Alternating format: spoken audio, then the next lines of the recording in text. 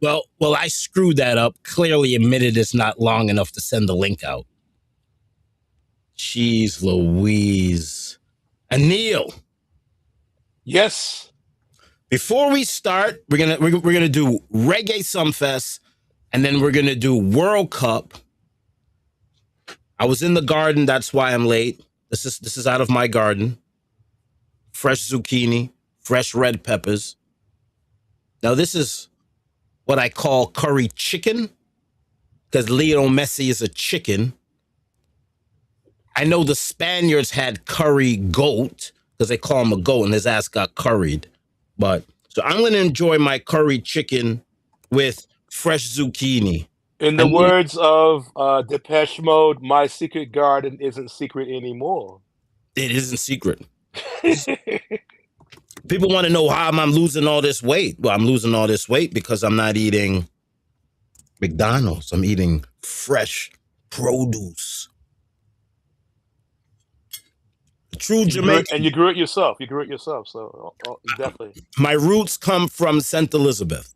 St. Elizabeth is the bread basket for all of Jamaica. If we don't grow anything, everybody in Jamaica starves. So not all of us could get on stage, Anil, and jump around and make money. Right. Some of us Jamaicans got to plant food. Anil. Yes. You've got the floor. Take us through it as I enjoy my curry goat. Curry chicken. The chicken got curried. Oh, wow. Oh, yeah, Messi, that coward. Very sensitive. He's, it didn't go his way, so he had a problem. All right. Taste of Reggae Sumfest 2026. Taste of Reggae Sumfest proved that sometimes one unforgettable night is all you need. Held at Plantation Grove, St. Anne, this special edition of Jamaica's premier music festival delivered an electrifying atmosphere despite being a condensed, compact, constrictive, one-night affair. The festival moved from its traditional Montego Bay, St. Catherine's Hall to Grizzly's Plantation because of the Hurricane Melissa. Damage to the property. No way was it going to be possible for it to be repaired in time for this year's Sumfest. But rest assured, Joe Bogdanovich does it again. Down sound delivered through and through. 2 hours, 30 minutes, epic performance. Cartel, Movado, the biggest night in dance hall. What more can you say? Gaza versus Gully, one last time.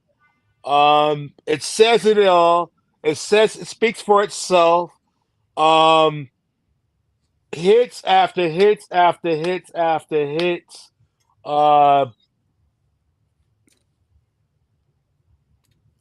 You ran out of steam there? The historic reunion was something we haven't witnessed since Sting, of those who actually attended Sting back in the early 2000s, more than some 20 years ago, before Cartel's incarceration. So those who remember that epic event, most in attendance, honestly, were too young to even attend Sting. So to them, no matter how much you want to argue about it, even the taxi man had a little bantering about, like, I remember yada, yada, yada before I got deported. Big up Mr. Howe, Devin Howe. If you need a driver in Ochi, rest assured he's got your back. He get you any hour, any time, any place. Some of the drivers like, oh, we don't work past this time, we don't work past that time. The man came and got me. When I needed him, he was there. Petrol is expensive, so I tip him a little something extra. Wait a second, did you say petrol? Petrol, yeah. Yeah, you got to explain that to the people that's listening because half of the people don't even know what petrol is. Petrol is in U.S. is gasoline, Gasoline. but in foreign we call it petrol. Okay. Served by the liter, not by the gallon. You go And to how many liters? Esso, And Total how many Energy, liters does it take for a gallon? 4. Oh my God, this guy's a Jamaican. But the only thing I regret not doing was trusting Bobby Shakes because the first night in Ochi was total wasted. Really? That What whole happened? thing that happened at Mecca was even bigger than Sunfest. They had I intense. They had 450. They had many others. Echelon dance artists. At the Mecca, and that was on the Friday before Sumfest. So, eh, Bobby Dell, do something, do something. You know what I'm saying? Bobby said, do it, you know, because he's not going to tell you wrong. I told you that. I'm trying to log in here so we could get your content up here. Hold on.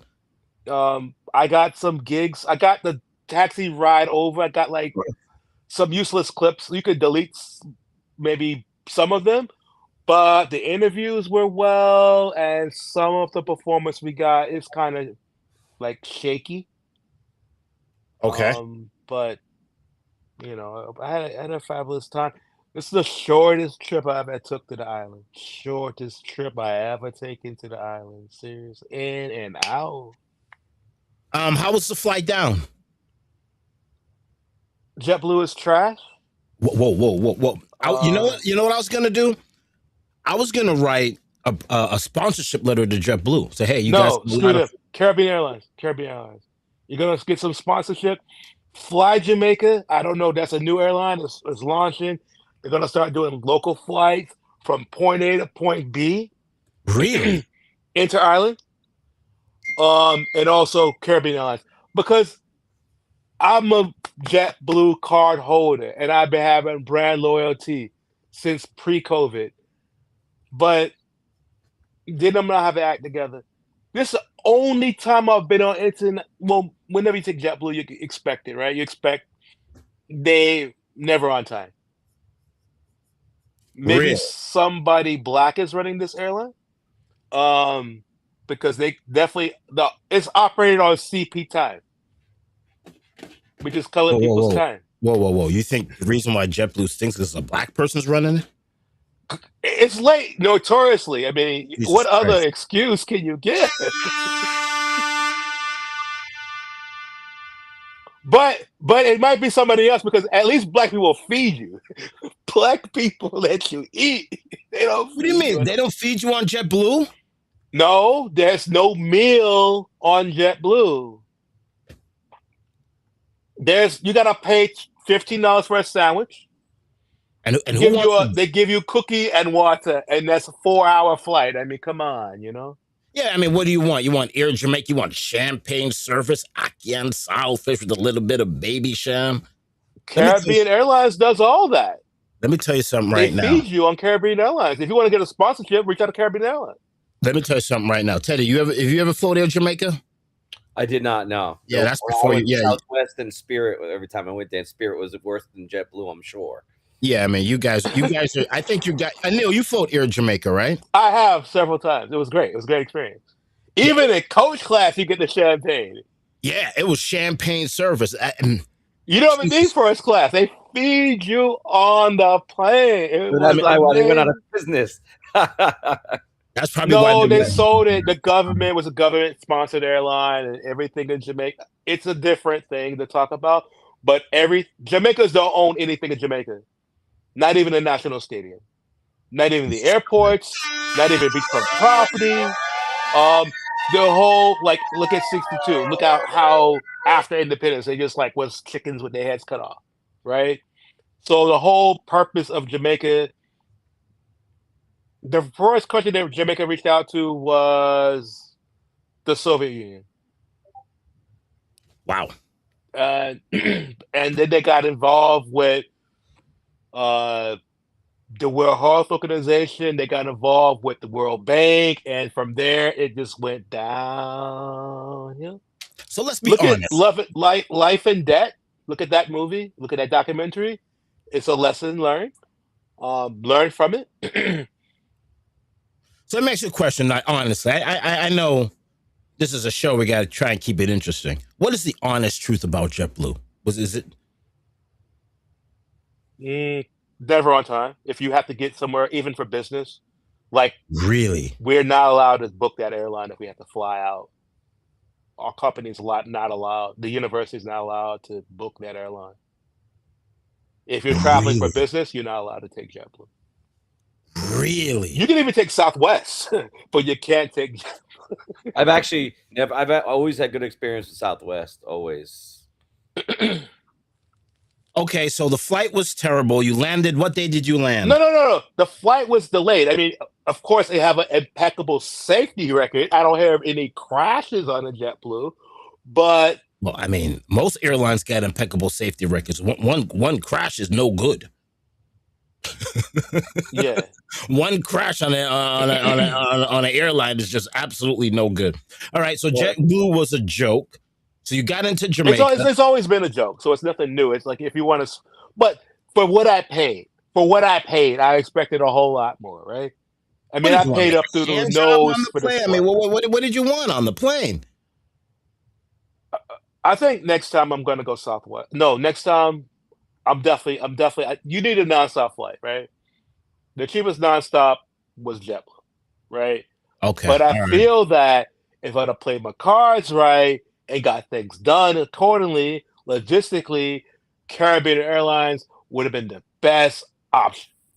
Quality, service, on time record, best of the best of the best of the best. But Caribbean Bobby, Airlines. that's not an option for me and you because they don't fly out of here. Oh, you're stuck on JetBlue. Yeah. Or No. American. Go through Miami and pray you don't miss the connection. Okay. Yeah.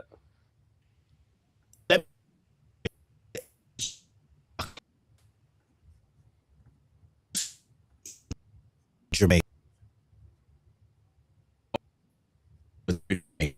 Something's freezing. I think it's Bobby. What You happened? freezing up, Bobby?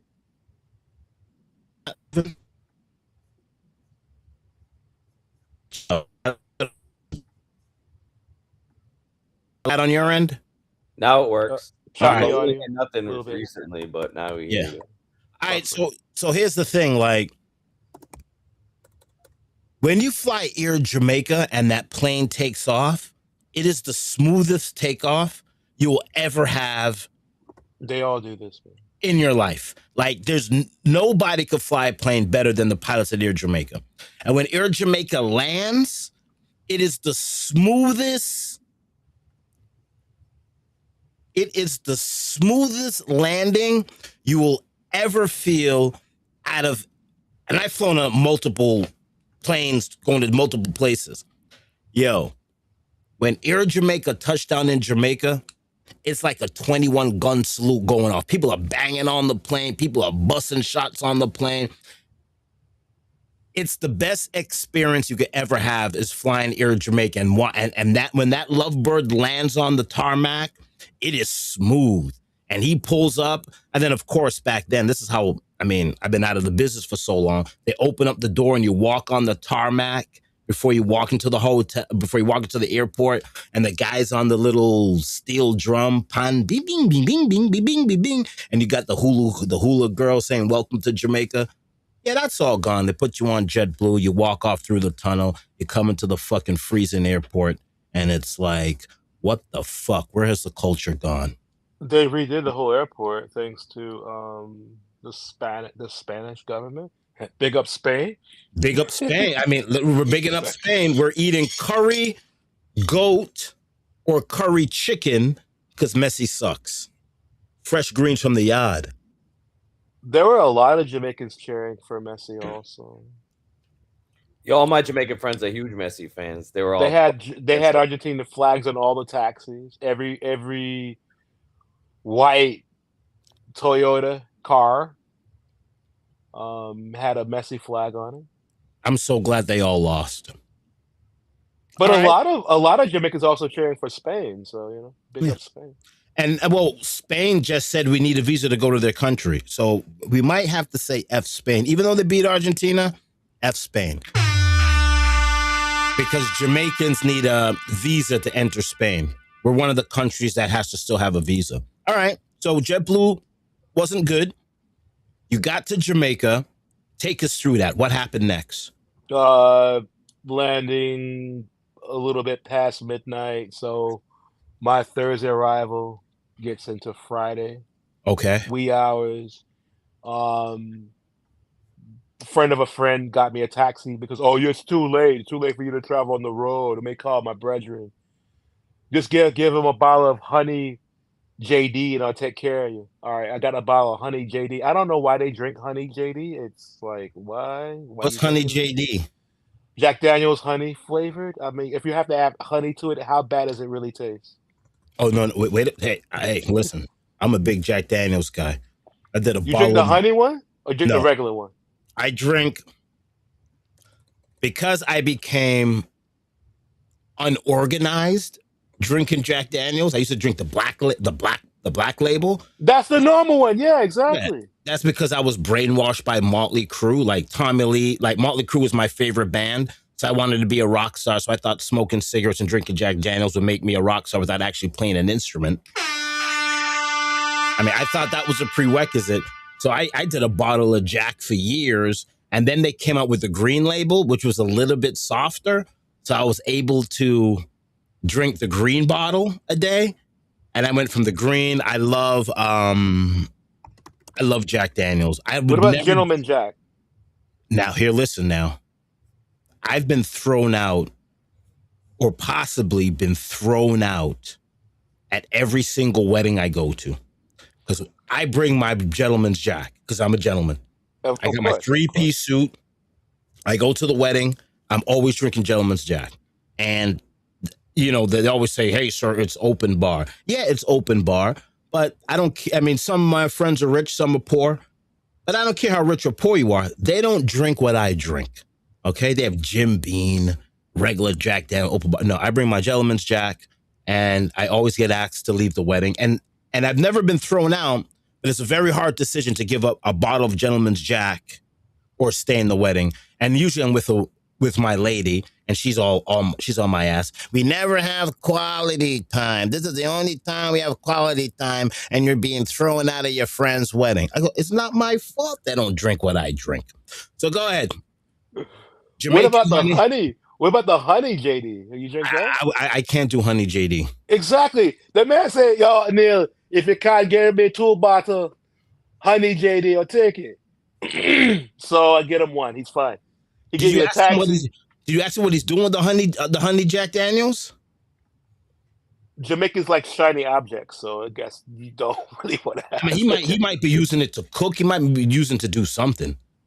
Because remember, a large percentage of the alcohol in the islands, they use it to cook, to make shit. That motherfucker's probably That's only for white rum. I don't think they use it for anything else. I don't know. You should have asked him. What are you doing with the Jack? All right, so we're past the golden honey. What happened next? Taxi was nice. Oh, it's too late. You want some food? So we try to take me to KFC. And then KFC's closed. So we go to the roadside stand, somewhere around like Harborview, Kingston. Jesus Christ, Harborview. Yeah. And I ended up staying, where I stay at this time? 85 Knutsford Boulevard. What do we call the thing? Courtley Hotel. It's nice. It's nice. Courtley got everything. They got a buffet free in the morning, breakfast beautiful. The pineapple, man. They had the sugarloaf pineapple. Oh, God damn. I'm like, wow, And they have toast, and they have multigrain, they got hard dough. Oh my God. And I ate the breakfast, and I just got the itis after eating the breakfast. I was like, I got stuff to do. What? Don't tell me they had sausage, scrambled eggs, and bacon and waffles? Did they have like ackee and saltfish and food, fried No, dumplings? they had the boiled banana, but you had to pay for the ackee and saltfish. That was like separate. But Oh yeah, ackee and saltfish. They ain't no way they're gonna do a buffet in ackee and saltfish. Are you kidding me? All there's right. a place in the grill in which you can get a Jamaican breakfast, but it's not a buffet. It's like you get that one plate and you go about your business. You know, Yeah. they don't give you piles and piles of food. No. That's what I would love. I would love to go to Jamaica and have an open buffet, ackee and saltfish. Oh my God. I'd be inhaling it, eating it and inhaling. All right. So you had breakfast. What else? What happened? Take us through your whole day. 10 o'clock drop. I trying to get to Ochi to get my pass, even though, I didn't listen. You should have listened. I don't know why I, you don't I will listen. I will next time, guarantee it.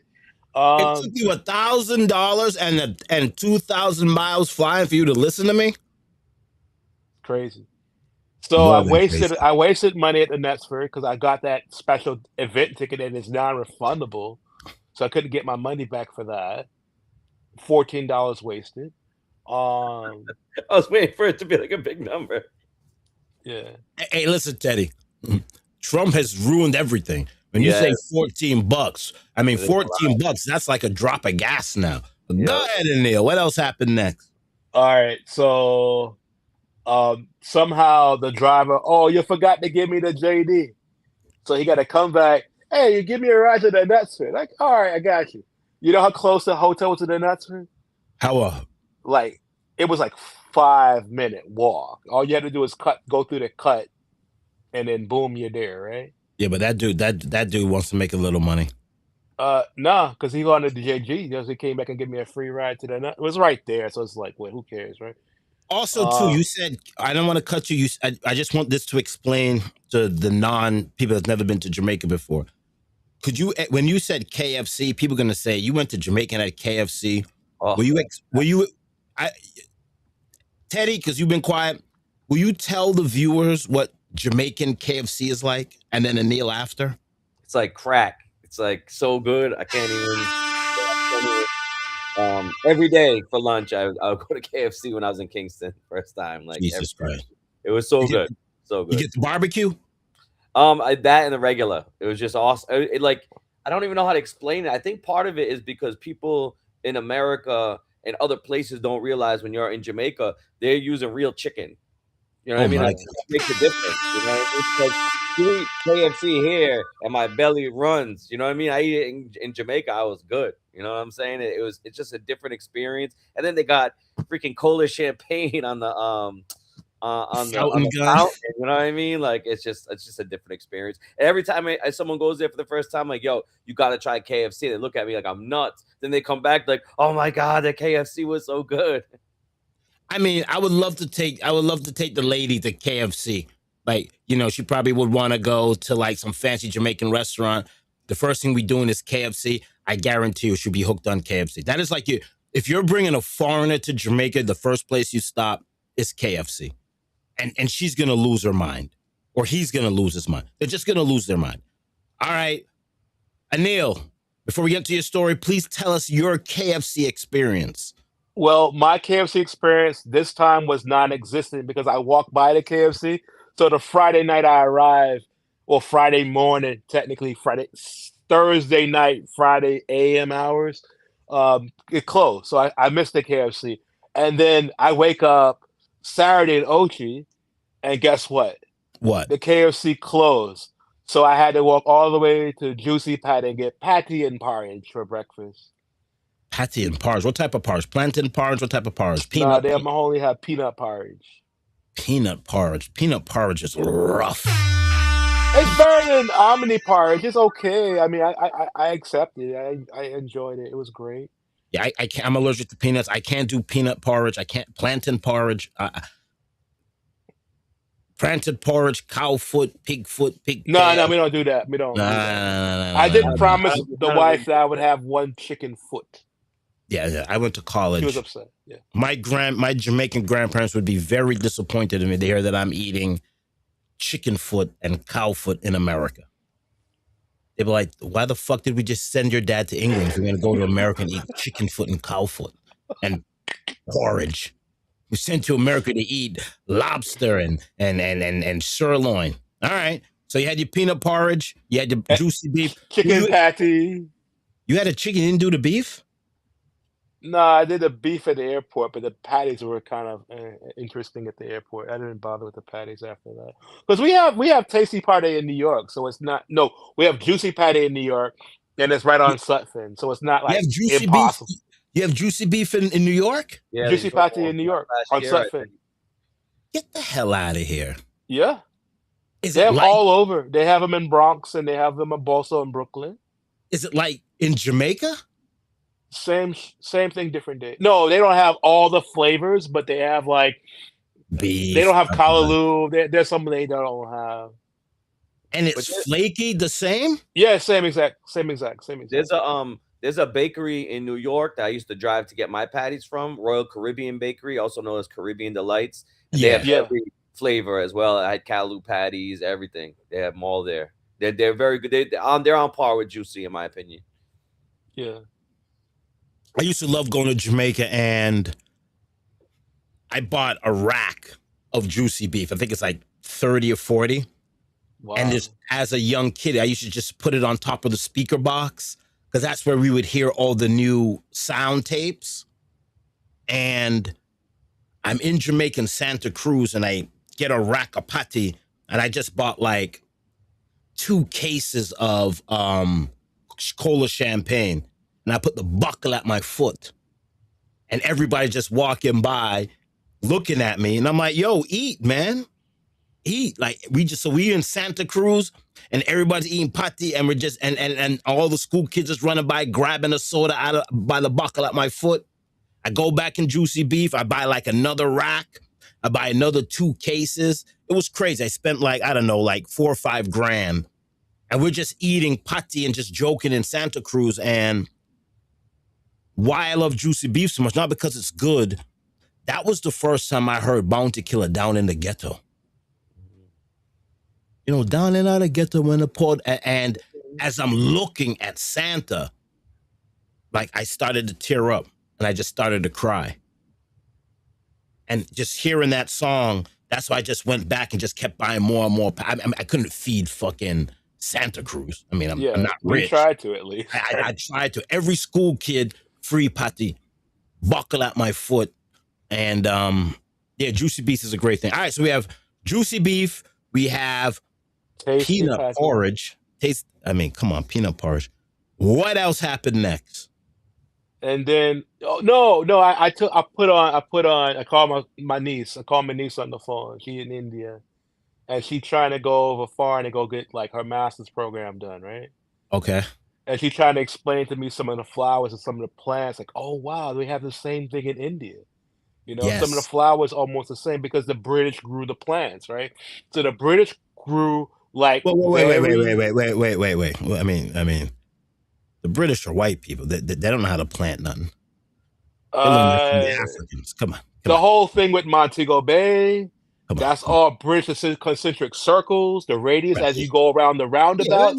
That's all English right there. That's English technology. They don't know how to plant nothing.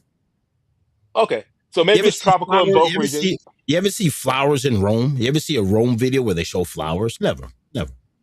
Go to Amsterdam. Oh, that's not the British. I guess it's. Yes, not the British. Those are tulips, right?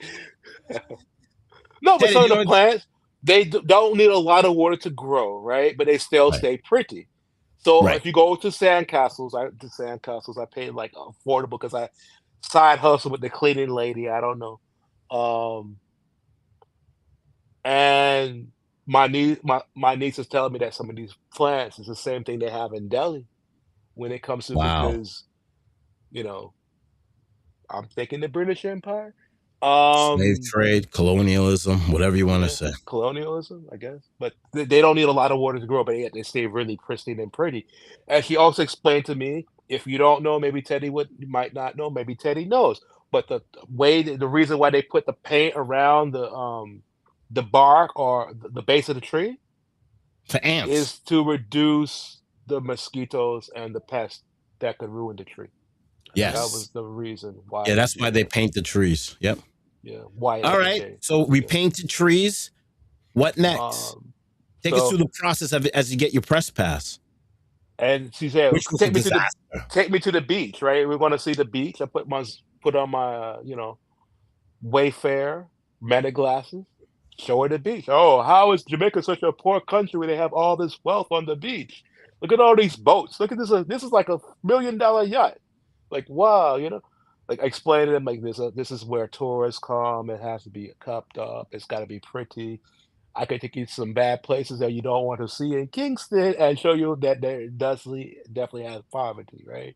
Shit, I can show you some bad places in Rhode Island, Boston, New York, Maine, Right. Vermont, Mississippi. I can show you some bad places in Delhi where you don't want to go. I mean, Uptown Kingston looks better. If I had money, I would live. If I had money, and you probably don't need that much money, but if I had any money, I'd rather live in Uptown Kingston than Miami, or Beverly Hills in California. But I'll tell you what, my brother is a real estate agent in Jamaica, and it's not that cheap. Like Beverly Hills, Red Hills, it's up there. You know, it is Stony Hill. Yeah, it's not that cheap. Yeah, it's unfortunate because I always look. He always sends. I see listings that he posts. I'm like, oh man, what's that? Then I go and my calculator. I try and compute the Jamaican dollars to American, and I'm like, damn, that's the same price as it is here. It's the same price as it is here. Yeah, if I had money, the only two places I would live would be Uptown Kingston or Monaco. I'd like to stay in Port Antonio, to be honest. I like to get a little small beachfront. Something maybe up on a hill, but I'm more like, I like the countryside more than city. I mean, I would go to Kingston to party and hang out and do stuff. But living in New York, like you want to try to get away from the hustle and bustle of city life. So Kingston wouldn't be for me. There are no beaches in Kingston. Yeah, but Kingston has nightlife, but there's no beaches in Kingston. But you're not far from the beach. Maybe just a condo in. Maybe just and people from Kingston hate when I say this. They eat box goat out there. Box goat? Yeah, box goat. It's like a goat that jumps from box to box in town. And it doesn't eat grass, it eats feed. Oh, how artificial. Artificial goat in Kingston. In St. Elizabeth and Malvern, Jamaica, the goat you can give grass. And the goat run. And the goat jump. When you go to Kingston, the goat's in a little doghouse and it jump from box to box. Not enough exercise. Yeah. If you give a box goat grass, you kill it. It can't chew grass. Oh. Yeah. And you know what they do? They take strawberries and spray paint them green and call it guinea. I don't want nothing to do with town. All right, go ahead. What happened next? Everybody from Kingston is gonna box. I get on the okay. So that hold on one second. Yo, DJ Gas, guess what I'm eating right now? Curry chicken. Because Messi's a chicken. Go ahead, Anil. The pass situation was kind of interesting. I got Julie's and Teddy's pass. Thank you. But they wouldn't give me the bracelet. They wouldn't give you the bracelet for what? Because they had to be there physically for me to receive the bracelet. So that's what happened. But you got everybody's press pass as I spit curry chicken all over the place. Yeah, I got everyone's pass. Someone picked up yours, I guess, like Jifa's Bulbous, I guess. Bulbous, I told you. I told you specifically. I said, when you go to Jamaica, you have to have Bulbous pick up the passes, and then Bulbous, because Bulbous is the point dude. Like, and he gonna drop that off to the court lane. No problem. Like when we go to Jamaica, nothing can move without Bulbous. Bulbous is like the industry dude. Like Bulbous make a phone call, say, "Yo, Killer," and Killer have to move. You know what I'm saying? So that's why I was telling you, contact Bulbous, get your passes delivered. That way you could do the Peter Tosh Museum and I don't know what other tourists, Appleton Estate. That's too far. Devon House. Devon House. You're right there in Ochi. You could have climbed Dunn's River Falls. I don't know who the hell wants to climb that. That thing's like 2 feet tall. Yeah, but I don't really want to do that. I mean, Dunn's River Fall. I mean, once you do Dunn's River Fall once, I think I did Dunn's River Fall when I was 6. I don't want to go back. Mystic Mountain. Mystic Mountain. Shit, you could have went up to Blue Mountain and got some coffee. You could have did the bike tour. It's hot. It's 90 degrees. Could have swam in the little beach there. Could have swam in the little beach. You could have tried Blue Mountain Coffee. You could have had some. You could have went to a sugarcane plantation. You could have did a lot of things instead of driving in a bus to Ochi. Did you even go to the strip club in Ochi? I didn't even go. The driver said, "Yo, I gotta take you his place." I say, "Yo, man, I'm a married man. I can't." I wasn't even supposed to go to JA, but I did, right?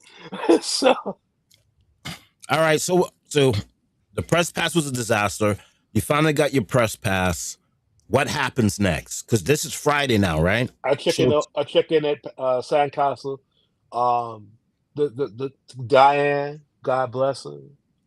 She hooked me up. She gave me so she cleaning the room because I come up a little early, right? So I got to hang out basically on house arrest until 3 o'clock, right? You can't leave. You can leave the room, but you can't come back into it. We give you the code, right? Right. Because you know it's the intermediary. Then there's an actual like owner that run thing that's really like never there, probably foreign in the U.S. or something, right? Right. And Sandcastle Edge property, each like flat is individually owned, right? Okay. So you might stay at this flat and it's like this, and the next flat might be something completely different. It's even like 10 times better. But I've stayed at Sandcastles a few times. It's great because they have the beach, right? Okay. So what happens next? So basically Saturday was go to the beach, go to, Juicy, get a little bit of beauty sleep, and then go for show. Like get there probably 6 o'clock to sign up for all the slots for interviews, and that's how it went. And then from Saturday, then the show finished from 3:30, and then from 3:30, go back to hotel, get a little sleep, get a nice shower, wake up, and then jump on. Take the driver, take me to Knutsford. I get on the Knutsford and go to the airport, and that's it. That's how it transpired. Flight at 2 p.m. So let's talk about the show. Talk about the show. How was it? How was your experience? And I told you this was bigger than Freedom Street, and you thought I was crazy. Yes, and all right. Tell us. Go ahead. As far as press goes, right. Our contingency were probably the only ones from the New England area or the Northeast region of the U.S.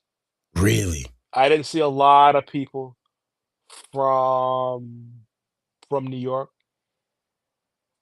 I didn't see a lot of people from Boston.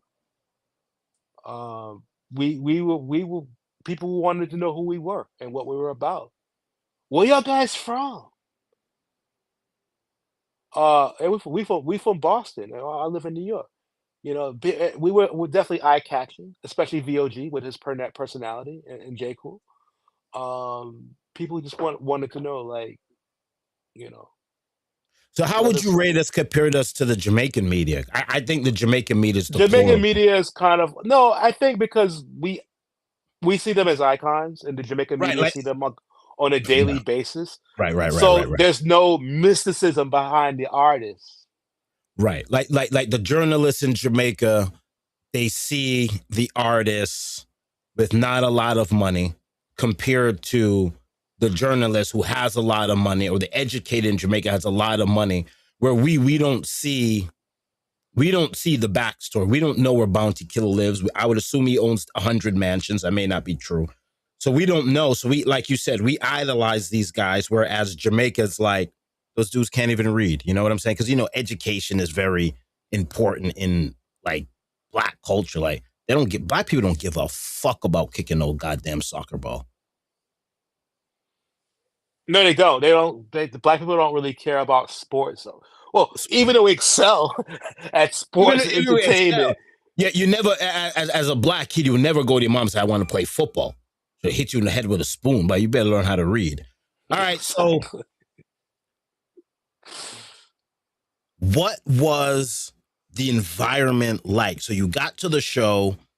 Did you sign up for any interviews with any of the artists? Yeah, everybody. As many as I Everybody, could. It was Cartel, 6 o'clock. It was Bounty only Killer, sound blah, blah, system on blah, blah, blah, stage. blah, blah, blah, blah, blah, blah, blah, blah. Asian, what Marcy Chen, God bless her, beautiful Right. woman. She looked like a superhero actually. She's Yeah. awesome. Yeah. You better have these Queen Africa, Young Wild Apache, even though no one who knew who he was. And we didn't get to interview Harry Toddler, and there was no Movado and Cartel interview. They're too big for Wow. press. But they are doing another Cartel in the National Stadium, August 29th. That might be something we have to go to. I'm done with Jamaica. All right. We'll cross that bridge when we get there. Let's see the flights for Caribbean Airlines, and then we'll make the decision. Well, they just started bombing the hell out of each other. I heard Iran killed a couple of troops, and Trump is bombing them, and they're bombing us. So God knows what the hell gas is going to be by August. Gas, literally, if this continues, people's going to quit their jobs. It went up 19 cents in Rhode Island in 1 week. Yeah. What is it now? It's back to $4 again. Shouldn't the Teslas be flying off the shelf at this point, considering that we have to depend on gasoline? Yeah, but the electricity, like my friend has a Tesla, and the electric bills are they're crazy too. Right, because it's energy. It might not be as bad as gas, but it's still not cheap though, because the electric bill goes crazy. Especially now with air conditioning and that, it's like wild. And the problem with Teslas is that you burn more resources because the car keeps itself cool. So when you own a Tesla and it's 100 degrees outside, the car turns on its AC. So when you get into the car, it's cool. I don't want my car doing that. Like I don't want. Let me control the AC. I'll roll down the window so the AC come on. So you're actually probably burning more resources with an electric vehicle than a gas vehicle, because my gas car don't turn on when it's hot or cold, and the Tesla also heats up in the wintertime. So I don't think there's an escape from high fuel costs, whether it's electric or gas. The only way you could save fuel is by walking or bicycle. Right? What if you had what if you had JPS in Jamaica and you had to own a Tesla? Would it be ridiculous to do that? Or I don't know. You would probably have to do some type of solar. All right, so let's talk about the show, man. Talk about show night.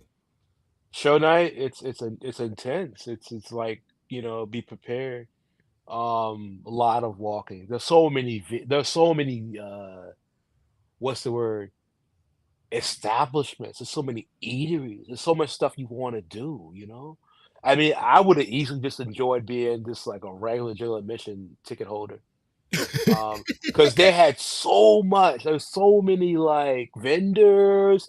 They had like a whole bar for Coke, Pepsi, the whole like it was just like an experience.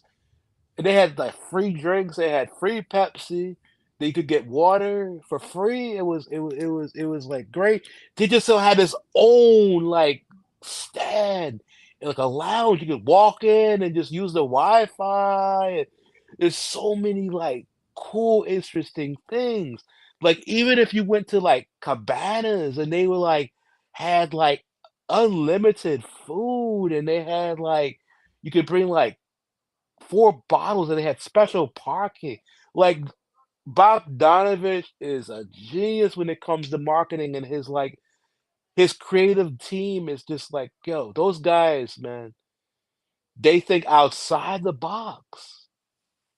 Despite there's lack of logistics and resources, and there's not really a lot of infrastructure in Ochi compared to other part like Kingston, understood, right? But Ochi's right in the middle.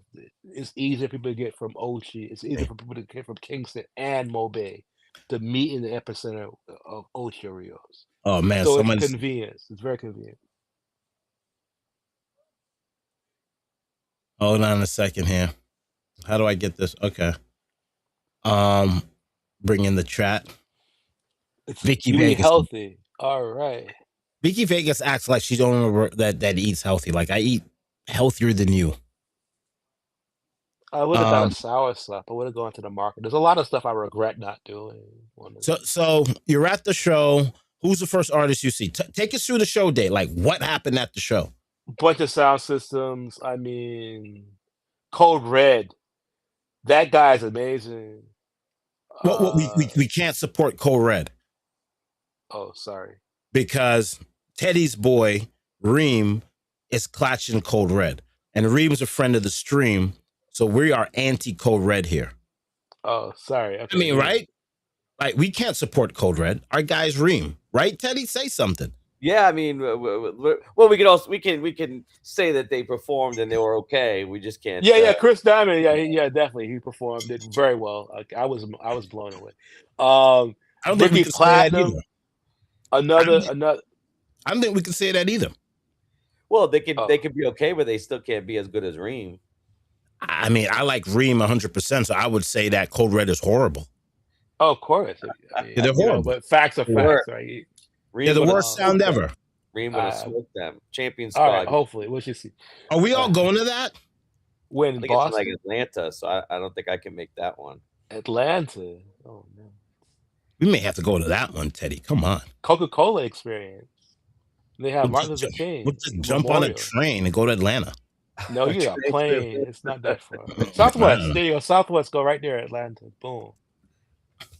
Southwest. Yeah. All right. So first artist is who? Who did you guys interview? Young Wild Apache. Okay. How was that? How did that interview go? Tell us his story.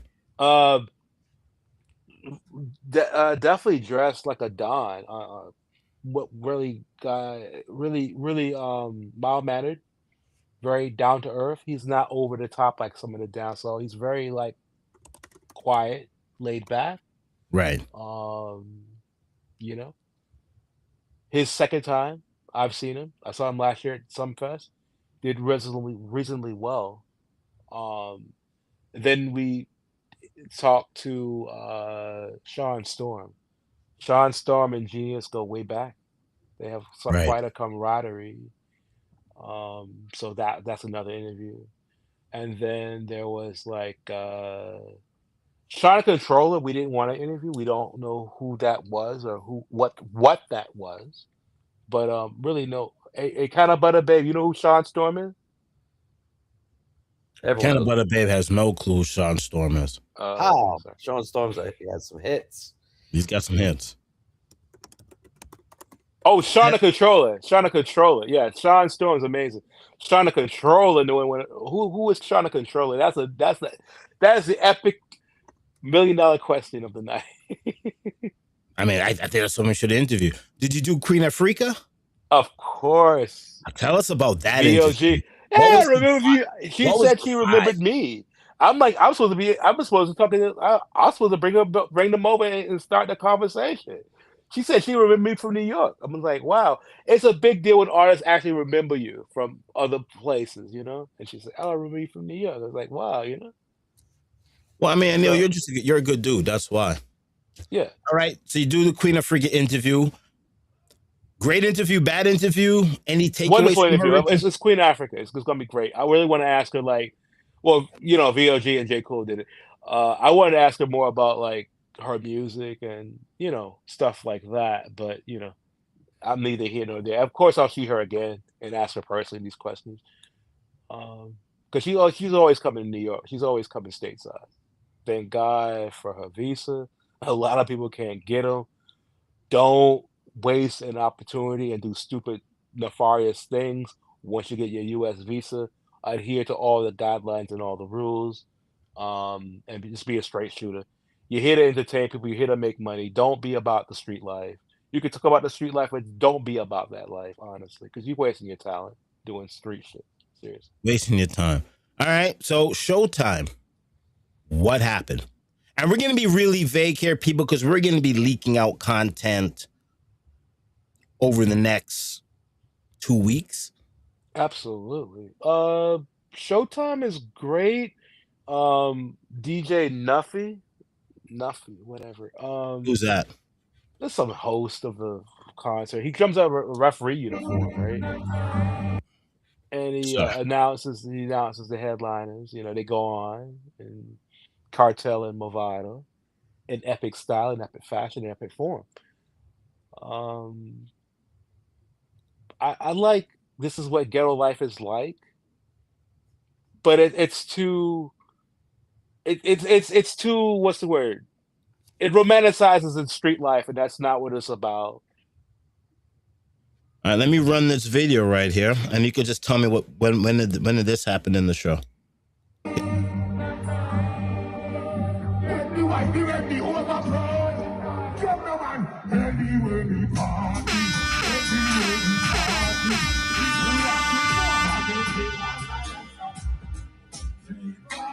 You see the droves of people, right?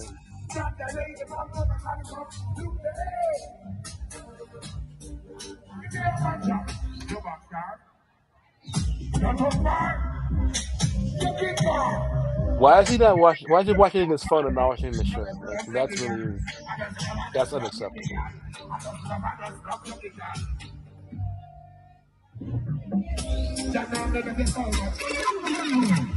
I think anybody who doesn't have a camera, a DSLR camera or SLR or mirrorless or whatever, if you're coming to shoot and you're part of media and you're only using your phone, like, you're totally doing a disservice, complete disservice, just by having a phone in your hand versus like having real equipment. You know what it is too? Everybody's just looking. I was noticing that, like, a lot of people in the journalist booth were using their phones instead of their actual camera, because everybody wants to raid the barn. No one wants to plant the corn, right? Like, everybody wants the quick hits on social media.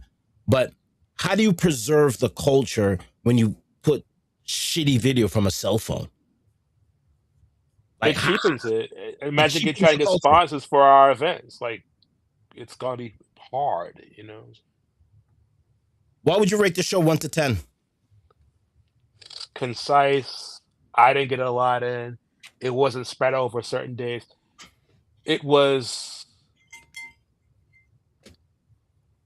hard to say. I would give it like 6 from 10. Only 6 from 10. Really? Yeah, because like one night is really not enough for Sumfest. One night, they tried, but as I'm not coming as a journalist. I'm coming as a fan. As a fan, I need those 2 nights. And I need to go until 6 a.m. Like, go to 3:30 and go back. I brought my suitcase to the show because I expected to go from 7 and then go straight to the airport. Shit. But in a sense, it was good because I could shower and I could get fresh and I get a little bit of sleep. Where the hell did you put your suitcase, Anil? In the taxi. But when they dropped you off at the venue, where did your suitcase go? In the taxi. All right, but did the taxi man wait for you? No, it was in the trunk. He came back and he got me. I got a combination. It's not like I. So what, you just brought a suitcase to a stage show? I was expecting leaving straight from the show to go to. So your suitcase was just backstage with your underwear in it? And all my no, it was in the taxi man tab. It was in his cab. Right, but when he dropped you off at the venue, you took your suitcase out of the taxi, right? No, I did. I left it in the taxi. So what did he do? He had press parking. He had what? We was something called press parking. Oh, okay. So he could run taxi to whoever needed it and get them drop off right at the press entrance. Oh, or the ticket entrance. So I thought it'd be a great idea for him to make some extra money. But everyone this year drove to the venue, so he don't really make that much money off of it. Yeah, I think people just rather bungle up and go than because everybody was thinking that the taxi probably would have been too hectic, People's like, we'll just drive. And there's a lot of parking at that venue and off-site parking. And so you give the whole show 6 out of 10. And that's because of you wanted it more than one night. You wanted it like it used to be. Sumfest used to be a festival. Now Sumfest is just a show. Yeah, and all the sound system at the beginning. Like if you're gonna start a show, like use artists. Don't you like? Yeah, but you don't want to take away from Cartel and Movado. No, but you gotta lead up to it. Bring value. Bring like actual artists who are renowned. Why is reggae music on a dance hall event? Why is Queen Africa like? I love her. Great music, great personality. Why is Queen Africa performing on a dance hall event? You know, that, my friend, that was a hardcore dance hall event. There's a dude from Boston, from Barbados. I mean, friggin' guy talks about crop over like it's the next thing happening, and he thinks he knows anything about dance hall. He was like, that show was boring. Bro, it's a dance hall gunman show. Okay? You're just there to hear, you're there to see the unexpected, right? And I told you this, that this is not gonna be a show where you're gonna see Chris Brown dancing. This is just it's dance hall. It's the rawest form of dance hall was that night. And I mean, for those 2 hours. The problem is that there's a lot of issues also why I didn't really have a great time as I should have had. I mean, the team should have been there. All of us should have been there, exactly. and all that, right? Right. Because I had to be like, you're running around. I couldn't really enjoy the show the way I wanted to enjoy the show because I had to be basically getting interviews done, scheduling interviews, being on top of like, is it our turn yet? Being aggressive about it because people are just jumping in. There's no, even though you signed up, and I come at like crack of 6 p.m. to do the interviews, like because they're Jamaican press, they get like carte blanche, right? They get he's walked in, and even though asking like cookie cutter questions, and then I ask them like, actually, I don't know, I don't want to dumb it down, but they're not really that excited, to be honest. Even their interviews, like, do they need your like? I don't want to insult people's intelligence, but as an American, we make dancehall. We validate the music in this country for what they do in the rest of the world. We validate them. I would love to argue with you, but I can't. And I love to argue with you, right, Teddy? But is it true? Is it true? No, we validate the music. We validate the music. You're not hot until you come here and perform. No matter how many times you bust in Jamaica, until you come to the U.S. and bust, you haven't bust yet. Point blank, end of story. And the biggest market, I know I want to go to Europe. I know I want to go to Summer Jam. I know I want to go to Reggae France and Reggae Gale and Rotterdam Sunsplash and all them places. But America is the highest paying backers of this music. And if you have a family to come and feed and you don't perform here, you're doing it a disservice. Because Europe, they have their own. It's kind of wash, but they'll bring artists and but it won't be straight dancehall. See, in Jamaica, you could do straight hand dancehall. In New York, you do straight dancehall. In Boston, you could do straight dancehall. In London, you could do straight dancehall. But some other regions and some other parts of the world, like in India, you can't do straight dancehall. Of course, they're into dancing. I think they would love to have Ding Dong perform in India. That'd be a great idea. But you can't really do straight dancehall unless it's the U.S. or Jamaica. That's true. I would say Japan probably too. Yeah, Japan also, because they won also. They got the dancehall queen come from Japan also. So. I mean, you're right. I mean, I can't argue with you. Europe does have their own reggae thing going on, which is completely different from like reggae in Europe is kind of like what? It's like a cousin to what's going on in Jamaica. So you're absolutely right about that. Like it's reggae in Europe is not reggae in America or dance, whatever. I don't know. What am I trying to say? Like, for like, they love it, and it's almost like a little bit behind the times when you go to Europe, because like It feels like it, yeah. you're like a Lone Ranger who's a wicked classic legend, right? In America, he maybe could get $1,000 for a show, but he can go and get $10,000 for a show in Europe. Right.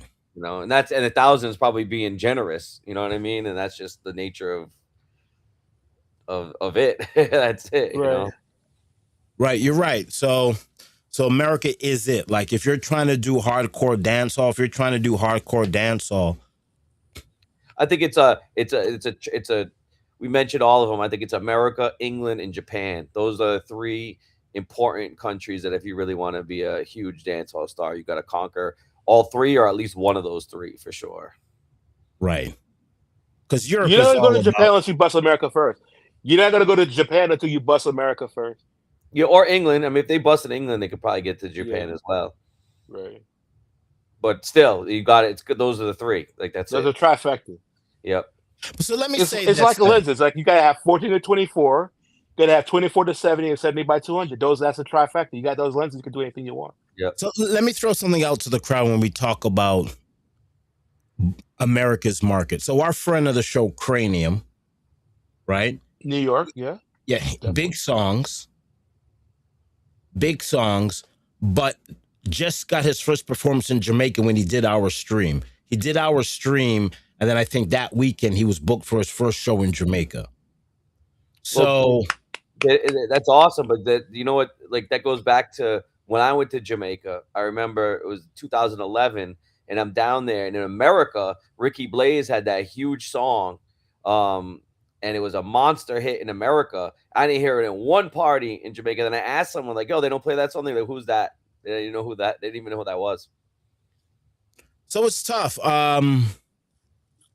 For you to bust as a reggae artist, it just seemed like the blueprint's been Jamaica, United States, but it doesn't go back. You can't be big in America and bust in Jamaica. You got to be next level in America to go back and bust in Jamaica. Like Dexter Daps can do that because he's that wicked. Dexter Daps is on a different level. Yeah, you have to be at a different level, I think, to be able to go from America to Jamaica rather than Jamaica to America. Wow. So, Cartel, Movado's performance, what do you think? I think it's great.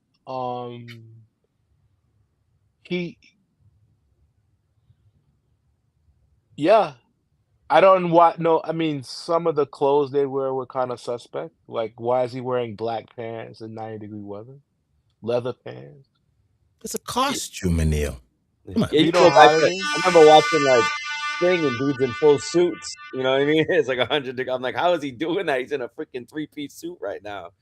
Right. All right, so we're gonna be. I was on Movado live because every time I've seen him, he has been great. Has he improved his stage? I mean, he carried. I don't want to give out any parts of the show, but I'm gonna give it out. He carried his performance. Like, I don't know, maybe we'll get some chatter. He carried the performance. To be honest, he carried the performance. You want a hot take? You want to go viral? You want to go viral right now on social media? Oh, yeah, sure. Let's do it. Let's go viral on social media. And a lot of people's going to be pissed when I say this. Gaza versus Gully. Gully won that. Movado. I don't think there was a versus. I think it's like their. No. I'm talking they about needed to give others energy. Like in the first time, 20 years ago, maybe 20 years ago, Gaza versus Gully. Gully absolutely annihilated Cartel. Like, Movado is a better artist than Cartel. And the problem with Movado is Movado always has one hit song every summer. Movado's good for one hit song a year, and he has it now, Walk Out with the Stick. I mean, that's a big song. I think the Gaza versus Gully, and this is a viral take, and people are gonna kill me on the internet. This English fucking idiot doesn't know what he's talking about. Blah blah blah. Movado had better songs than Cartel. Teddy, what do you say? You? I mean, I'm gonna always go towards Cartel. That's just me. But also I'd like to know, like, you got to look at, so Cartel bust, and he used to write songs for other people, right? And that was his. Yeah, he's a great producer, songwriter. But his stage presence still lacking. Lacking. I'm saying, artist wise, how many songs does Cartel have that he wrote himself that he's performing, and how many does Movado have that he wrote himself and is performing? Yeah, that's the real question. That's the real question. But remember, when the Alliance split and it went Gaza Gully, that was Movado and his team writing, and Cartel and his team writing. And I don't know who wrote what, but when they split, when they were the Alliance, we could say that Cartel was probably writing bulk of the music. I mean, I don't think that would be unfair to say. But when the Alliance split and it went Gaza versus Gully, I believe that Movado was the better artist. He's not the smartest artist. Cartel's a brilliant boy. Cartel is brilliant. Yeah, he's got the money to back it. Definitely. Yeah. Cartel is brilliant. But I think Movado, during that war, had better songs than Cartel. And that is why Movado carried Cartel, because Cartel has some bangers. I mean, this is what the gangs. I mean, Cartel. I mean, Movado. He romanticizes the gangster life, though. That's what I kind of disagree with. Say that again. He romanticizes the gangster life, the inner city life. He glamorizes it, which is like that. That's not a direction that we should go in.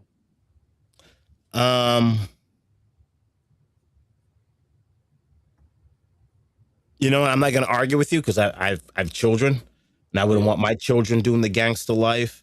But as a 52-year-old, I view it as entertainment. I wouldn't really view it as a gangster life. But I understand. Yeah, Movado's a very. It's gun for Movado. But even Movado's girl songs is better than, I think Cartel. I mean, Cartel has a couple girl songs, but I just think that war, after the war, I think the Alliance, then the split, Gaza versus Gully. I think Movado won it. Then Cartel went to jail, and then Cartel hit a new gear. He came up like a national hero. I'm surprised he doesn't have OG behind his name, or OD by his name. Right.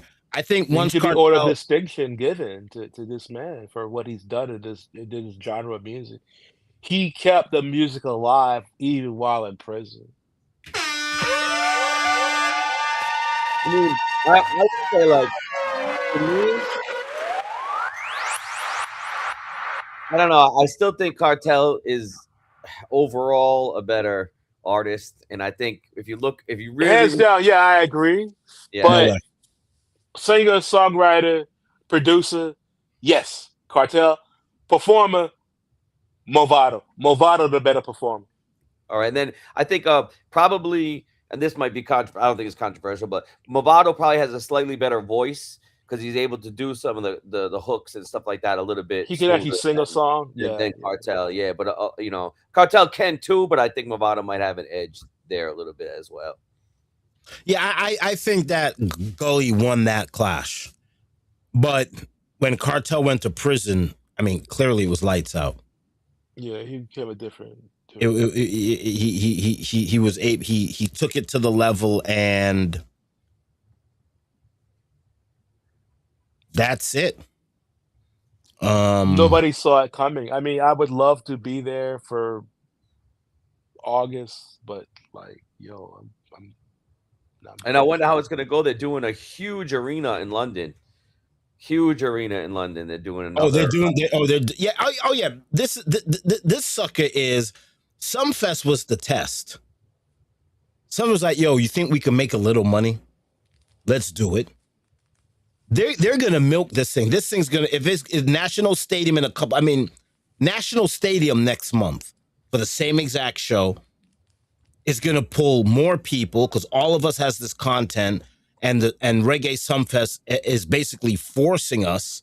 But no Americans are coming. No Americans. Like it's gonna be old total. Like press is gonna be non-existent. It's gonna be only Jamaican press there. Like maybe Reggaeville will come, but like, hey Teddy, kayak that price to What? Kingston, To Kingston, August 29th, 28th, something along those lines. Jesus Christ, we're a glutton for punishment on this goddamn show. These airline tickets are bananas. Caribbean Airlines only. Don't worry. Don't take or Southwest. I mean, Southwest is they got a impeccable on time record. Don't do Spirit. Don't do JetBlue. Don't do American Airlines nonstop. I know from Boston. You guys do know I'm trying to get sponsorship deals from JetBlue. What's the other major company we just shit on? I didn't shit on Southwest because I like Southwest. No, you like Southwest, but we shit on what company did we shit on? Major company. We shit on JetBlue, and what is the other company? Spirit. Pepsi. Spirit. You can't get forget Spirit. That's trash. I'm trying to get sponsorship from these guys. From Spirit? Anybody? Spirit's not a business. They ain't getting no sponsorship from them. Oh my God! You better try American. Well, Magnum, the drink of dance hall. I don't know. You want to try that as a sponsor? My favorite drink. Magnum. I love mixing Magnum and Ray and Nephew. That's suicide, Teddy. Teddy, what's your liver talking to you, man? You got any issues from the doctor, man? You all right? Yeah, no. My wife swore to me my last physical, my liver's gonna be messed up, my kidneys, and they all came back perfect. You drink you drink enough water. That's why. If you were dehydrated, didn't drink enough water, you'd be in problems. Yeah. All I drink is water and alcohol and coffee. That's it. I don't drink any soda. Wow. See, soda, the deadly killer. Don't drink soda. One more thing, guys. When I hit the horn, don't talk over because the horn cuts you off. Teddy, what's up with you? You were at the hospital? What's going on? Me? No. This was way back last time I had a physical. Oh, okay. Because I drink my trained nephew. My wife's a nurse, and she's like, "Yo, you're gonna have problems. Like you're testing me. You better tell them, make sure they do this test and this test." And they did all those tests, and I, knock on wood, I was good. Yeah, Teddy, you may have to slow down on the white rum. It's my favorite, though. Yeah, no, just start baking with it. Just use it for its intended purpose. You know what you should do, Teddy?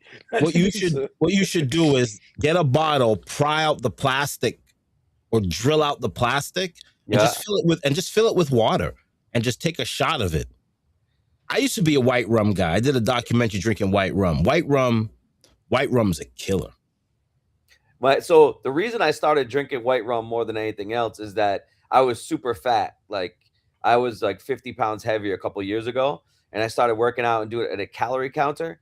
And when I'm doing the calorie counting, I'll find that like white rum, Ray and Nephew with the overproof rum, it's like calorie wise, it's a little bit less, and then I'll have to drink as much as I would Appleton or one of the other rums. Oh, that's where it's more sugar cane. Yeah, so that's where it started, and that's why. And now that's just like my favorite. Like I do these TikTok videos where I do shots, and I got like the arguments going under there about it being water and stuff is nuts. It's crazy. Nah. People, this man is definitely drinking real white rum. Yeah, he is. So what else? Drink Coca-Cola Chaser after that, man. Oh, we're gonna talk about that. So what else happened after the show? You watched the show, you liked it. Let's talk about the photography of the show. How was that? I would go to 7,200. If you're gonna do outside venues, gotta have a 7,200. Indoor, you could get away with 24 to 70. That's why I brought both pieces of glass. Yeah. And it was difficult to get interviews recorded with the 70x200 because I'm too far back and everyone's you can't record over the 7,200. That's craziness. But all right. I'm glad you had fun. Oh yeah, short lived, but I had a fabulous time. That's why I'm really like I'm curious about what's going on with Jamaica for the national stadium. So I You looked been up to that venue? Caribbean Airlines, and it says I looked for the Friday outbound. It says there's no outbound flights from New York on that Friday. Oh, forget about it. What about JetBlue? Oh, hate JetBlue. It's Looking only one stuff at a time. right now. JetBlue, JFK to Kingston. Oh my god, yo, that curry was hot. I'm sweating. Why don't you Well, just so drink some Southwest doesn't even fly to Kingston out of New York. JetBlue to Kingston? Checking it out right now for you.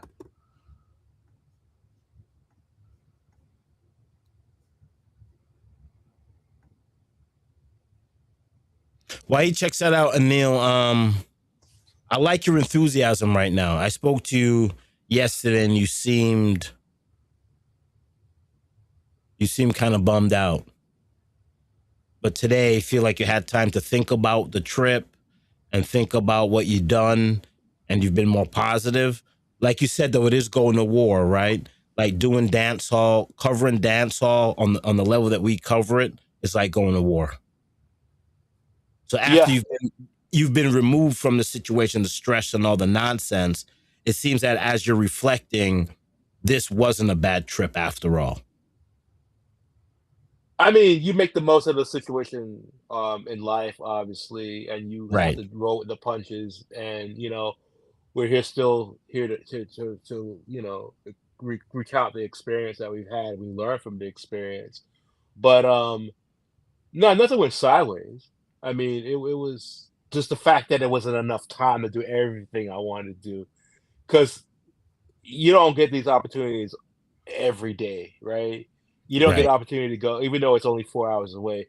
You don't get an opportunity to, to visit the island and to Right. go up there and really like, maybe I take things less for granted. The older you get, you take things for more seriously, and you kind of have to take the breath back and say, "Hey, I experienced it, I enjoy it," versus like just going through the motions. Yeah, I Um, think I like your enthusiasm. I think we, I think it's an our this is our time now for us. You got to come to Boston. We got to rent out a hotel Well, the room. next thing is the stupid Anthony B at Big Night Live, but that's on a Sunday, Are you and coming for that's that? not happening on a Sunday. No, of course not. I mean, how many times have you seen Anthony B? But that's all I know about. Like that's all I've seen. I've been on Live Nation channel, and that's all I've seen as far as Well, you got reggae to go to goes. BobbyShakes.com and click on the flyers. If you go Yeah, on but if you none go of on those Bob, catch my eye. Nobody like worth mentioning you got to is come down. I'm gonna need you. I'm gonna need you for Anthony B. that's a Sunday. I'm not doing it. Come on. You've seen Anthony B a million times, man. It's Yeah, nothing but new. I'm gonna need you to shoot me to help me shoot that. You and Jules is gonna go and shoot that. On a Sunday? Yeah, Nah, forget come about on. it. I'm sure she got a day job too, right? Your wife Yeah, got a day job. yeah. She's off. Nah, man. Come on, Anil. Anthony B, man, it's over, yeah. Come on. What's the dance hall, man? Dance hall. Worth mentioning dance hall. The big ones in New York, I can't go, but you should try and go if you can. Massacre is going to be in New York in August. I don't have that type. I don't have that kind of clout. That's that That's UBS arena. That's a that's gonna real. That's some serious. I can go as a fan, but I don't have that kind of pull. Who's doing that? Reggae Fest. Oh, Reggae Fest. You can send ask for a press release. yeah. You just covered Sumfest. And I think, from what I understand, the chick that does it is pretty cool. The Uh, lady. and she has she's got Spice coming to Boston too in August on Reggae Fest. With Spice coming, that's worth doing. What the hell? Yeah, till Saturday, so I can't go. When But Spice, Bobby. I had no idea. I didn't know Spice was coming. I think it's please don't chop this up and share it because I'll get in trouble. August 22nd. It's live, Teddy. I know, Was that but like a secret? We won't play it back. Don't I worry. can't promote that because it's a Saturday night. I can't. Oh yeah. Well, So tell your wife, tell Julie we can go hang out and do the 22nd. and let's do August 2nd. That's a Sunday, man. Forget you. And what about Kabaka Pyramid is coming too? That's not dancehall. That's reggae.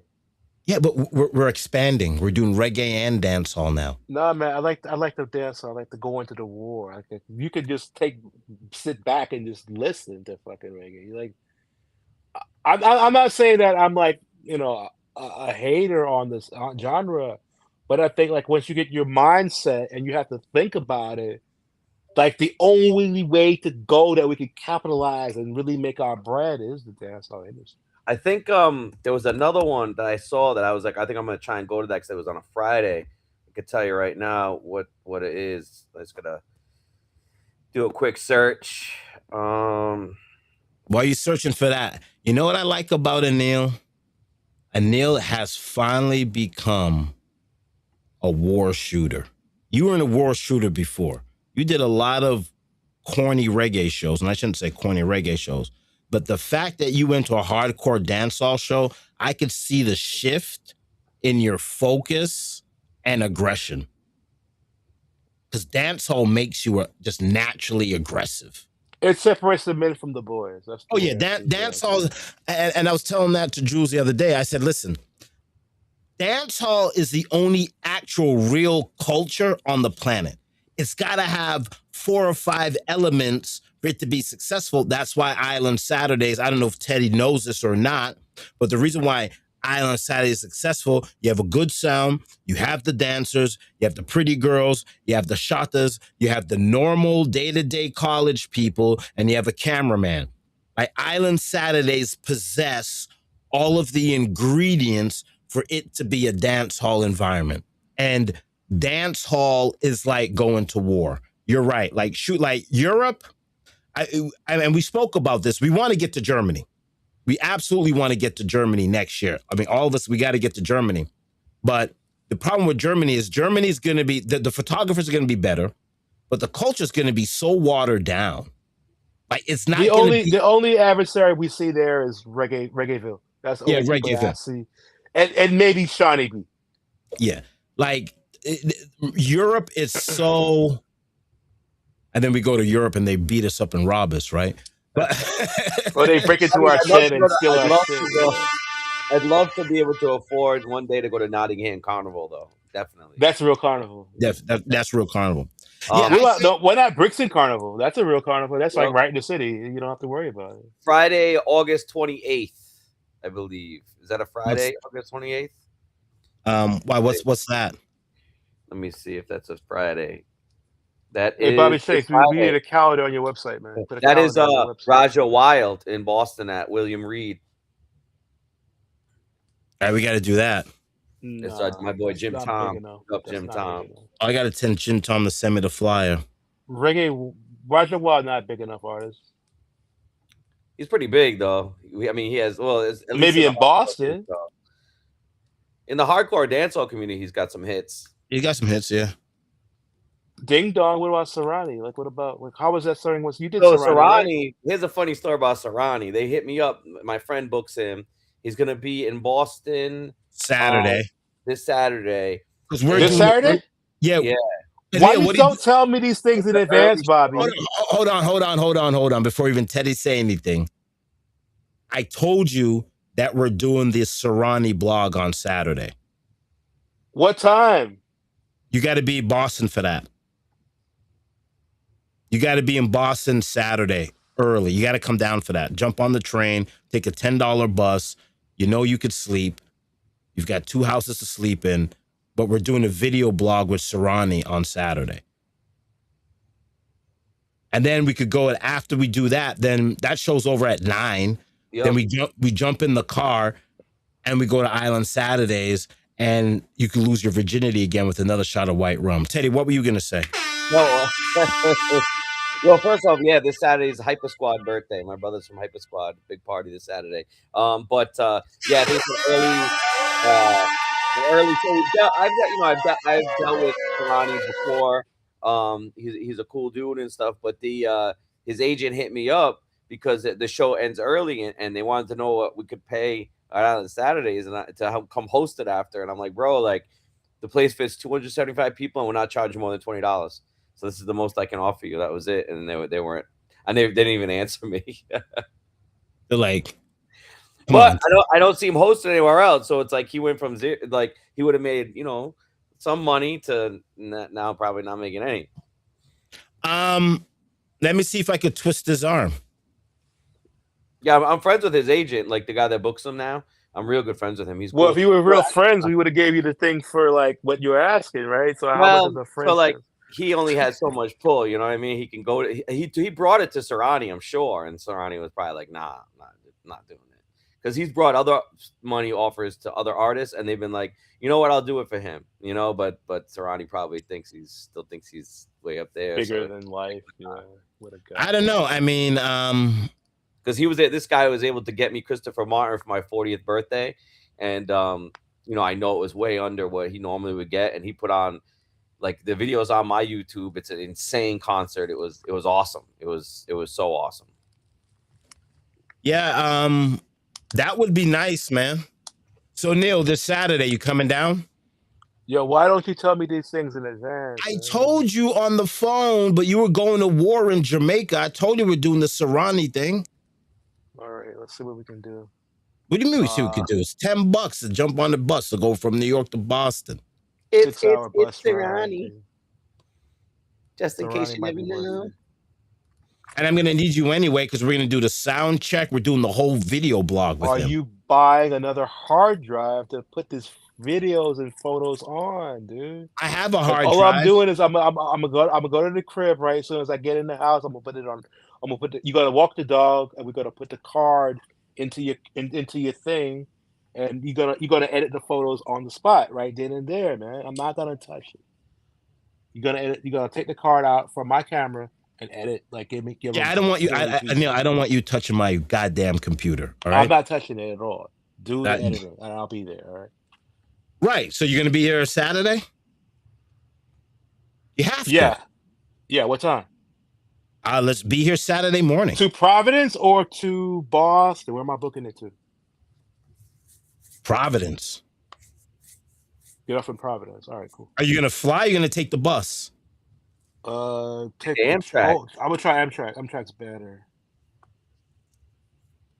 Look at this guy's camera.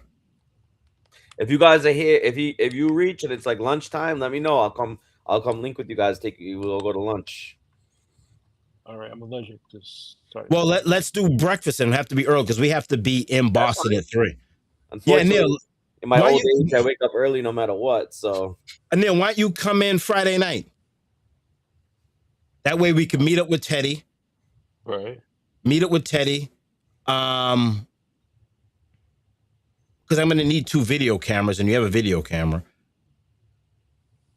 30 minutes, 873. Yeah, that's fine. That's fine. That's fine. Right. Are you definitely going to do it? That would be great. Yeah. Friday night. Friday night. Right after work. Jump on the bus. Get into Providence. We could meet Teddy. Right. Meet Teddy. We could do breakfast early. 9 o'clock in the morning. We're going to do breakfast early. We go to Boston, do what we got to do. And then we come back and we go to Island Saturdays. All right. Let's do it. Because this is what I'm saying, Neil. I think we need to work closer together. I think the whole team, we need to start working beyond. It's not the World Cup. It's like how they do the club team in the Premier League, and those guys really gel well. And then every 2 years you play with your like national team, and then you do like every 4 years a World Cup. Yeah, we got to have more camaraderie. We got to work together closely on stuff, so that like once we actually like reach the big time, once like Bobby actually gets his passport, right? You know, like you guys reached Island Saturdays last time. I was already four shots deep. I mean, And the reason why we left because we didn't want to come in the house too late and make a whole bunch of noise. So we're like, we're out of here. But yeah, Neil, let's do Friday Providence, breakfast with Teddy. Let's build a relationship, all three of us with Teddy. Because we got to build some type of synergy. We're going to do Serrani. After Serrani, we'll be done by Serrani by 9. We'll go to Island Saturdays. And then Sunday just jump, and then we do the media. So that way now, if you look what we've done over the last week, we've done a heavy body of work, right? We did Buju, which I'm still working on those pictures. Thank you, Anil. We did Buju. Then after Buju, we did Sumfest. Immediately after Sumfest, we're doing Island Saturdays and we're doing Serrani. Like, that's a big 2 weeks. So when Reggae Fest comes around, when Reggae they Fest can't comes deny, around, say they can't. We're building something, and I think sometimes too. I know Rhode Island, New York. Rhode Island, Boston, Maine, New Hampshire, Vermont. They're Rhode Island, very small markets compared to New York. But they have festivals. Don't they have the New England Reggae Festival still? But this is what I'm saying is let's build a synergy in these smaller markets. So when we do go to the bigger markets, we could conquer. And no shade on you. You went down to Jamaica, and I knew you're gonna run circles around everyone in Jamaica. I mean, come on. I mean, all these people in Jamaica. Well, thank God I had VOG and J. Cool were there. Otherwise, I would have been taking pictures the whole night in front of the stage with no interest in doing interviews at all. Right. Because that's what I've done the last 2 years. I just shot in the front of the stage and not interviews. Like I'm only one guy. I can't do places at once. I'd rather be in front of the stage. And I usually get there by 10 p.m. when somebody actually is halfway decent on stage. I don't come crack of dawn, 6 o'clock p.m. and sign up for everything while sound system happens, because it's supposed to start from 8 o'clock, right? Right. And then the doors are at 3. And by the time I got there, I brought my little folding chair and I had to sit all the way stage right. That's how crowded it was at that 6 o'clock hour. People were already in the pit. People already set up. Did you end up talking to Marcy Chin at all, or just taking pictures? VOG and J. Cole did the talking. All right, cool. Yeah, no, she's legit super, super, super cool. Super cool. Yeah. She's been to Island Saturdays, I think 2 or 3 times. Oh wow, that's wonderful. Yeah. Nah, she's awesome. Yeah, she's we used to chat a little bit more than we do now, but she's awesome. She's an awesome girl. Yeah, man. She's wicked. Real smart. Absolutely. That's great to hear, man. Yeah, I think let's this is our final run. I mean, this is it. I'm 52. I can see all. Yeah, how old are you, Teddy? 49. 49. This is it, boys. I mean, we have to get tight. And what's good about us is there's a triangle here. We're Boston, New York, Rhode Island, right? The only thing left is Connecticut, right? So here's a show in Connecticut that I think I might have an inroad on because it's where I work, but it's a show that would be kind of cool to cover if they let press in. I'm not sure. I can verify though tomorrow when I go to work. It's shit. I'm gonna get myself in trouble. Whatever, because I don't think anyone from my job is there. But it's gonna be Shaggy, and the opening act is the original Wailers. Wow. Yeah, Shaggy's great. Yeah, I saw the original Wailers. I saw them at Brooklyn Bowl. Yeah, they're great.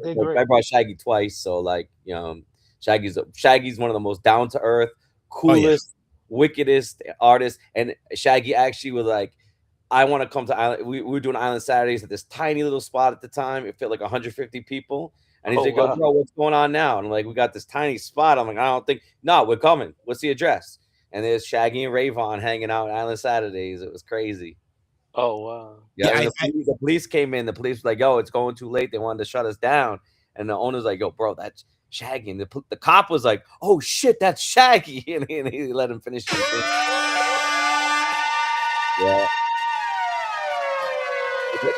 We've had it on the side is insane. Insane. Dave Chappelle, Ashley Larry, Shaggy. Oh, wow. of them. Yeah, man, they've all come to Island Saturdays, all of them. Teddy, you got to work on that. Yeah. Yeah, we have to keep this ball rolling. We really have to keep, and it's like we're the reason why we're having this conversation live, and we're gonna chop it up. Nobody watch us live, but every time I release a clip, it's minimum 200 minimum, and there's some 50,000, 20,000, 100,000. We're talking live because I'm looking to the camera. We want y'all to know that we are coming for your throats. VOGJ Cool. That's why I'm wearing my Everlast t-shirt right now from like 1956. They went down there and just locked Jamaica down. And Neil did the visuals, locked Jamaica down. Once the team gets all together, it's over for y'all. Like, over. Yeah, I wish I could, because I know like me, like I've known Marcy for a while, so like I know that if I saw her, like I might have been able to like link everyone up with other people too. You know, I just and then Fambo, like funny story, my old chef from my restaurant, he's in Jamaica, he cannot come here anymore, and he hit me up. He was like just chatting, and he was like, "Yo, the restaurant I'm working at right now, the other day, Fambo walks in," and so like I waited. And then I went out there and I was like, "Yo, Fambo, I don't know if you remember, but I served you at a restaurant in Rhode Island." And immediately Fambo was like, "Yo, that white boy Ted's place." You know, right away. Like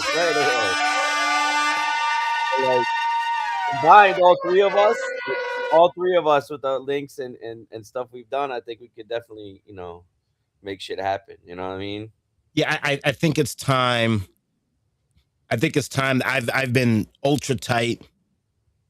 I've been aggressive because I know this is it. This is it for us. This is the last run. And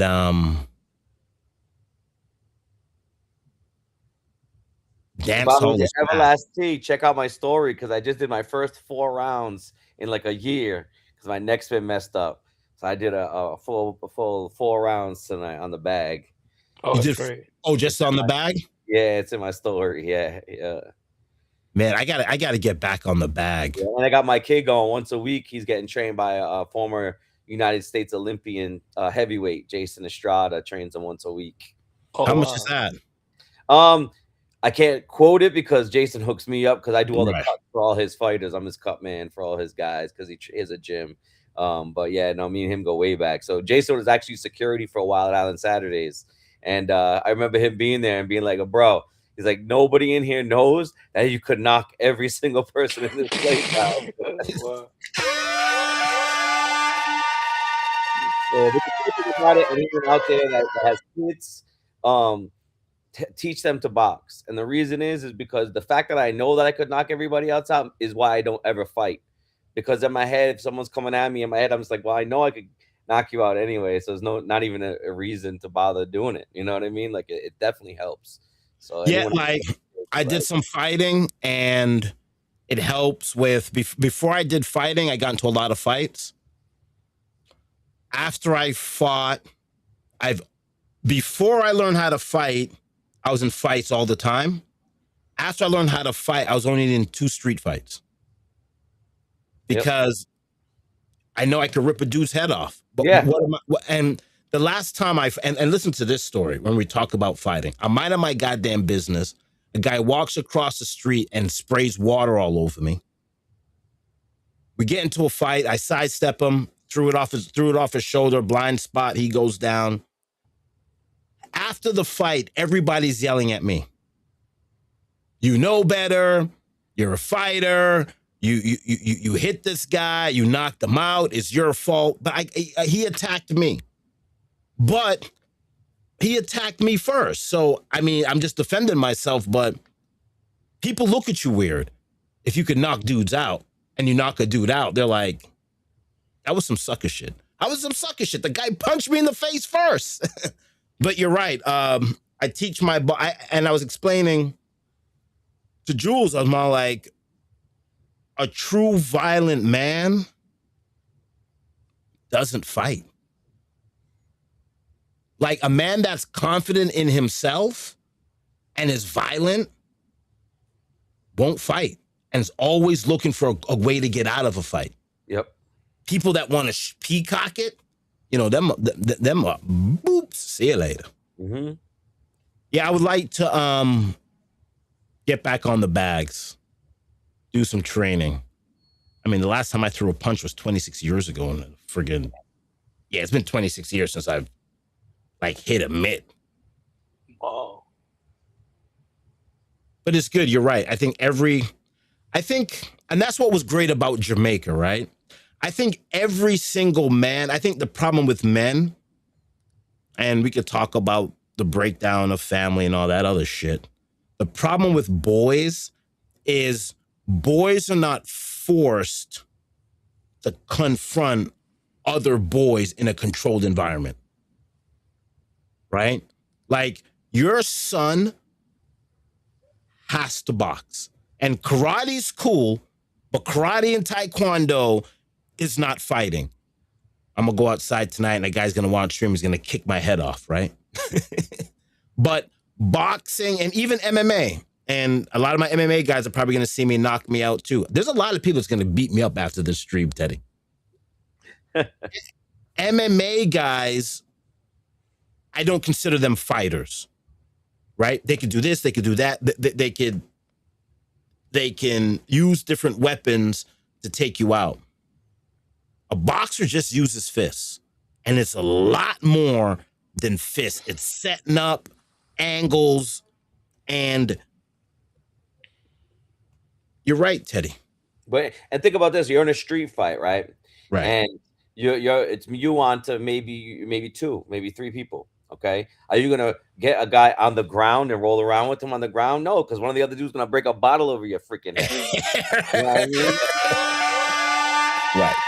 And then there's one thing I have to give credit, former world title challenger, my friend Matt Godfrey. I have to give him credit for this one because he said this to me one day and it always resonated. He's like, in MMA, you can tap out at any time. They even had a brand, tap out or whatever, right? Right, tap out, right. And that's okay. You've tapped out, you lost that fight. You could have a broken jaw, a broken eye orbital, broken ribs with a cut over both eyes. If you quit on that stool in boxing, people are going to call you a quitter for like your entire career. There's no tapping out in boxing. There's none. There's none. It's, yo, listen, man. The most violent thing I've ever seen in my life is watching Muhammad Ali fight. And I think why Muhammad Ali was so great, because you had to kill him to beat him. Muhammad Ali wasn't taking, no matter if you wanted to beat Muhammad Ali, you had to put your life on the line as well. It's not like Conor McGregor or anybody else. You go in the ring and he friggin' chokes you out and it's over. We'll put Ali on the screen so everyone can see. There's Ali right there. That's Ali getting chased by Ken Norton, signed by Ken Norton. Nice. A certificate of authenticity somewhere. Yeah, it's all right, change space. We're about to get out of here. What do you guys think about the World Cup? Happy that the racist Argentinians lost? Honestly, I was rooting for England. I wanted England to win. Yeah, me too. I was an England guy. I really like the dude. I never followed football really. I didn't understand the game. I used to think it was super boring. Now I understand it a little bit better. I definitely want to watch it more. I just got to figure out what team has the most Jamaicans and Greeks, and that's what I'm going to cheer for. Did Greece even qualify? Greece did not qualify. Nah. I think the Greece, I guess, used to be a powerhouse in soccer or football, but I think it's basketball is becoming equal. So a lot of the athletes are playing basketball now in Greece, and that's partially thanks to Giannis, and also the Greek league is really, it's a big deal. I mean, Teddy, yeah, I have 2 Greek children, so Greece was never a powerhouse in football. They won 1 Euros, 2004. I still fucking hate it. All right, but yeah, Greece. But I guess they were good. They used to be solid. They used to always qualify for the World Cup at least. Yeah, I mean, they score 1 lucky goal and they play defense, and that's it. You can't beat them. But yeah, you're right. There is a transition in Greece that's gone completely basketball. Yep. Yeah, like I've already had agents hit me up about hit my son up, and he's playing D3 college, and they're still interested in him. because he's Greek. Just Greek. Yeah, I'm so glad Argentina lost. So glad. It couldn't have happened to a better bunch of jerks. I'm glad Argentina lost. I'm glad Messi did absolutely jack doodly poop. He touched the ball maybe 12 times. I mean, there was. Like I don't know much about it, so I could be completely way off basis. But it doesn't seem like he doesn't like, you don't hear his name that much until it's like a play where he might get the ball. Like I don't think does he like run as much as all the other guys, or does he just like stand around? He just stands around. Yeah. He just stands around. Like the last 3 games, he didn't score a goal. But he's also 40 years old.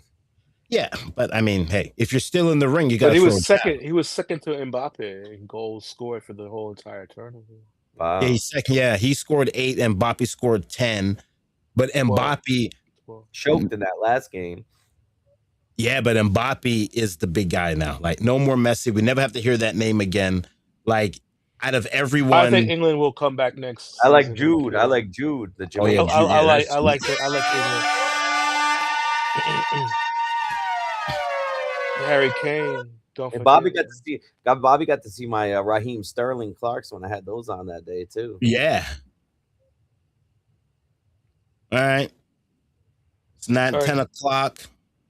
That's a quick 2-hour stream. Fabulous. Good night, Jamaica. Teddy.